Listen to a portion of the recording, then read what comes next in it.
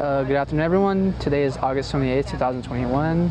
I'm with the University of Florida Samuel History Program, and I'm here with Evelia Granados.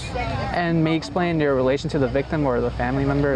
Yes, my brother Cesar Rodriguez, he was 23 years old when Long Beach Police Department murdered him August 29th of 2017 for not being able to pay $1.75 of the Metro fare. Explain who he was. Like, what was he? He was my brother. I mean, that was our only brother. I have two other sisters, and I mean, it was like, he was like our big brother for all of us, you know, which for me, he was my big brother, but like for my older sisters, he would always say he was like our big brother because, you know, he had to take that role, you know, of being very, you know, very nurtured, very protective over us because my mom has been always a single mother of 4 kids, and he was very loving, you know, even with my kids, my nephews. He was like the type of uncle that would, you know, we would get together very often, and you know, even him being with his nephews and playing around, and you know, they would always punk him, you know, and throw stuff at him. He was very sweet, very genuine. You know, what can I really say about him? He was everything for us. Yeah. And so may you explain like, well, the incident or the tragedy? Yes, of course. He was actually coming back home. So he was getting the Metro, the Blue Line, heading back home, and they stopped him because he didn't have the ticket. He didn't pay the fare. Mm-hmm. And because he didn't have, unfortunately, he didn't have his identification with him, his ID. So the officer, his version of it is that apparently my brother tried to run away from him, but there was a scuffle, and where they didn't see that the train was coming, and he was pinned between the platform and the train. But in reality, you see the video, and you see the complete opposite. My brother was actually, he was obeying to what the officer was telling him. The officer told him to have a seat. There was a bench right there.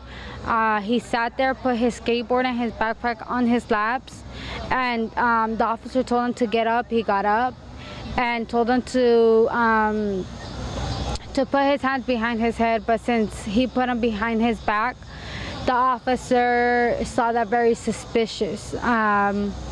You know, and so there was an altercation between the officer, a physical altercation between the officer and my brother. Yes, there was. My brother was on the side where he had no danger at all. The officer was actually on the other side where there was actually, you know, danger. And once the officer sees that the train is coming, and the train is letting you know, like, I'm coming, the lights, the horn. So this officer knew he was like the train was coming. He looks towards the train, and as soon as the train is getting closer, he grabbed my brother from his armpits and threw him onto the oncoming train, where the train ran him over and took him a few feet away. The ambulance had to come and get airbags to be able to lift the train and be able to take my brother off of that platform. He passed away, unfortunately, in the hospital, and we were not notified till 4 days after that he had already passed away. You know, they always ruled it as an accident, but you see a video where you're seeing, you know, that was no accident, that this officer seen that train was coming. You know, and it's gonna be 4 years tomorrow, and you know, we're still out here, we're still fighting for justice. You know, what does justice really look like? I still don't have the answers for that, because my justice would be for my brother to still be here today with us, and he's no longer here, you know. So what I want is for that officer to go to jail, just as how any other person that kills another person or even kills an officer, we go to jail for life. And that's what this officer should be doing right now. He should be doing his time in jail.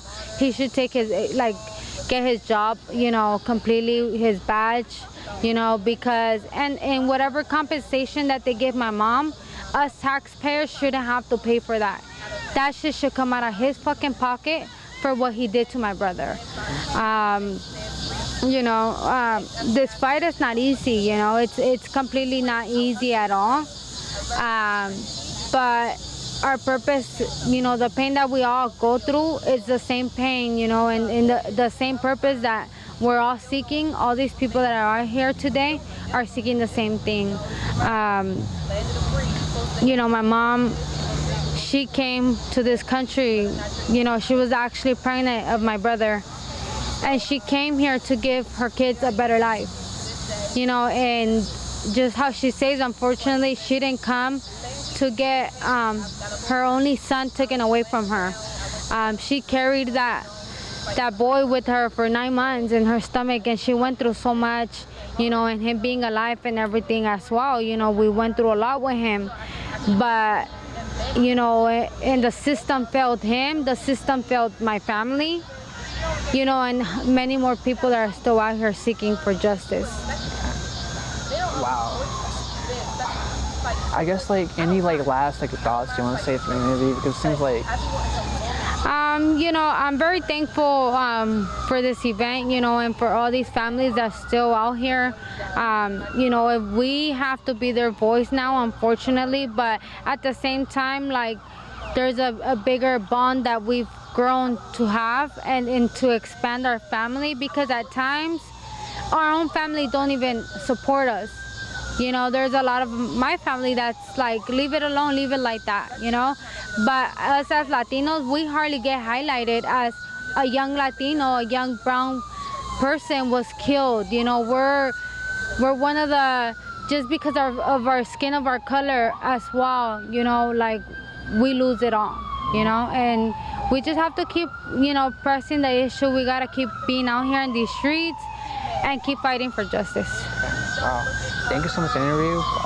Appreciate it. What was his name again? Evelia Granados. Justice for Evelyn. My brother's name was Cesar Rodriguez. Cesar Rodriguez? All right, justice for Cesar Rodriguez. Thank you.